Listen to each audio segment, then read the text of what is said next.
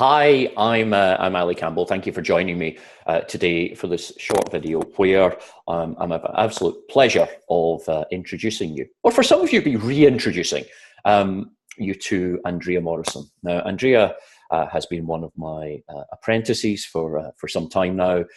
I have to say that one of the great delights in my work is watching people grow, develop, become the person and the practitioner that perhaps I can see in them before necessarily they can. And Andrea is absolutely personifies that for me. I often say I get the best seat in the house in some really amazing things. And now the really cool bit about all this is that Andrea is now doing the same thing for countless other people. And the other day she sent me an email with, "Look what you did." Now, normally when an email starts with, "Look what you've done," I thought, it's usually from Claire, and I think, oh, this is not good. But actually what she sent me was this beautiful email that was just a collection of testimonials of feedback from her clients, not my clients, but her clients. And I thought it'd be really cool just to put a little video together so that I could introduce you to Andrea. If you're in the part of the world that she's in, go to see her for help. But also for us just to have a chat about work, about how we work together, about, oh, I don't know, let's just see where it goes. So Andrea, after that ridiculously long introduction, welcome. Thank you, Ali, and thank you for such a lovely introduction. I'm kind of welling up here. Just, yeah, what a great introduction, and thank you. And it's just been an amazing journey. I just wouldn't know where to start to even begin to describe it, you know. Well, I can start by, I remember when we first met, and I, a couple of times a year, do a big event called the Day to Change Your Life. And this particular Day to Change Your Life was huge by most personal development event standards. There was about 650 people or something in the room. And this person who I didn't know had asked to interview me for an online magazine that she had just started. And of course I said, yeah, sure, no problem at all. And we sat off to one side on one of the breaks, and that was when I met you. I don't know if you remember that day or not. I do. And I was just so nervous today. Bless. I know, I was being so nervous. But also just really kind of quite overwhelmed, I suppose, because you were just this really nice, genuine guy who said, yeah, of course. I mean, I wasn't thinking in my wildest dreams you would actually agree to be interviewed by me. And then you took your time out of what was an enormous event to come and talk to me. And I just thought, God, what an awesome guy this is. And then, of course, I actually listened to the event and just thought, no, did you? Good, yeah. Nobody does that. I was listening. and of course, you go through some of the techniques that you use, and it just blew me away. I mean, some of them I was familiar with, and for the first time in a very long time, I had this kind of real push to kind of do the NLP course, and it made no sense. It made absolutely no sense. The course or the push? No. The course. Because if it's the course, I've got work to do. But in my whole kind of life plan of, we just started this internet business. I'd just written a book, but I wasn't really looking into doing coaching. You know, that was kind of part of what I was doing. But I just really wanted to do this. I really wanted to work with you. And you could say that, like, the rest is history.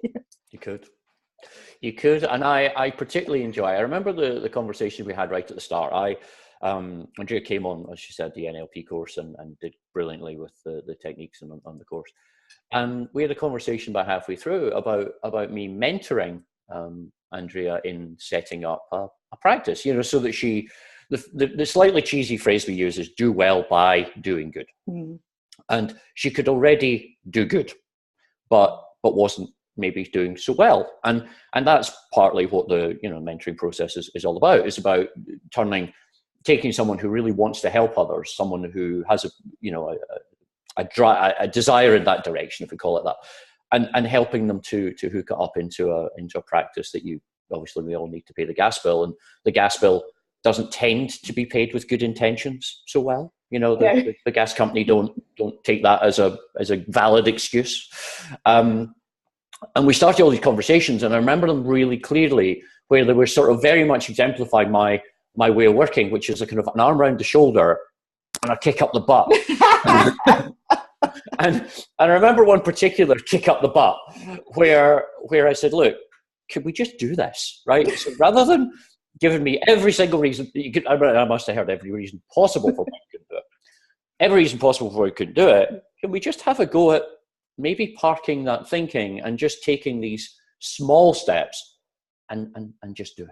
Yeah, absolutely. And to your credit, you did. You absolutely, at that point, said, I think it was a point where you went, I've got nothing to lose. Yeah. So I might as well give it a go and do what this lunatic telling me to do that didn't feel comfortable for you. It didn't feel natural for you. There was all this thinking going on around it. Yeah. And then you started the emails. And these emails, I have to say, anyone watching these emails make me smile from ear to ear when I get them. The first one went, oh my God, you'll never guess what. You'll never guess what. I've got a client. and I went, but yeah. But they're going to pay me. Yeah. And then I remember I got another email so months later. There were loads in between, the months later, and it went, Ali, you never guess what. This just gets better and better and better. I've got like 11 life coaching clients booked in already this month. It was only about the 10th of the month or something. Yeah. And you said, I've got like 11 of those blocks booked in. So that's X amount. And I've got so many one-to-one, like quick fixy, phobia, weight loss, insomnia type sessions booked in. And I've got this booked in, I've got this booked in. There was this big long list of all these client sessions. And then the total at the bottom. And it was a total that I have to say any small business would be very proud of. Yeah. And I knew that we had got the balance just right. The doing well by doing good. Mm. The doing good always has to come first. But is that how you remember it? It is. I mean, it was an incredible journey, and it's lovely to look back on, because I see so many of my clients have exactly the same journey. It might be for a different reason, but it's exactly the same journey. And it's like kind of like you fight the solution, and the solution can be there staring you in the face, doing this happy dance going, I'm over here, I'm really easy. But you fight it and you argue with it and you make up loads of reasons why it won't work for you and it's not going to be what you want and all of that. And then you come to a point where you just need somebody to just shine the light on it. Yeah. And you realize that there aren't any scary monsters in the corner of the room. It was just a pile of clothes or whatever it is. And you just go, oh, really? It was that easy. Yeah. Yeah. And I think a lot of it, if you're coming from the right place with the right intentions, coaching is not a space you should get into if you want to make a quick buck. It's not that business, but a lot of people kind of will not go there, but a lot of people I've noticed over the recent months and so on, it seems to be that's creeping in. And those folk just don't do very well. They'll fall by the wayside. What it is about coming to it with that clear and clean intention, holding that space, but being aware that even as coaches, we get in our own way. We trip ourselves up. We're just as fallible as anyone else setting out on a journey to do anything that's new. We get in our heads and we do a whole bunch of thinking about it. And then we start to feel the feelings that go with the thinking. And then we generally do nothing because it's scary. The story we told ourselves and the feeling we got, well, I'll not bother doing that then. So I wonder what's on the telly. and that's what we do. And I've been I've worked very, very hard for the last 14, 15 years, but I've also been very lucky. One of the things I was blessed with early on was I'm really quite good at staying out my own way. And years later, maybe a couple of years ago, I was interviewed by a journalist, and they said, what do you attribute to being the secret of your success? And I didn't like the question because I don't like the secret of your success. There isn't a secret. And I just said, well, I'm quite good at not making it hard. Because a lot of the time for me, it just never occurs to me that it's going to be difficult. I remember the day I had the idea to book a huge venue and try and get 650 people to come that day that you came to. I remember the day I went, I wonder if that would work. Yeah. I don't know, let's find out. What's the worst that can happen? Let's find out. And what I do working with my mentees or apprentices, whatever we call them, is generally we are forward moving people. Generally, human beings move forward. We're on to the next thing and the next thing and the next thing. We have an impetus that's sort of innate within us to move forward. And then we counteract that with thinking that keeps us stuck or moves us back. And of course that, I want to, I'm scared. I want to, I'm scared. I want to, I'm scared. Some of you people are going to get a little bit seasick if I keep doing that. But you know that way that you're carried forward by, I want to, and I think this could be great for me, and I think I could do really well, versus maybe not. And that, to a large extent, is what I work with a lot as a coach, that push and pull and push and pull. And when you realize that the thing that's holding you back is never real, you just think it is. My own mentor, Michael Neal, said, famous phrase, said, we're not afraid of what we think we're afraid of. We're afraid of what we think. Mm. And working with you, that was 100% true. Oh, totally. Totally. I think I was, and I was just such a massive creator of stories. I could tell you a story about absolutely anything, and I become very, very good at it.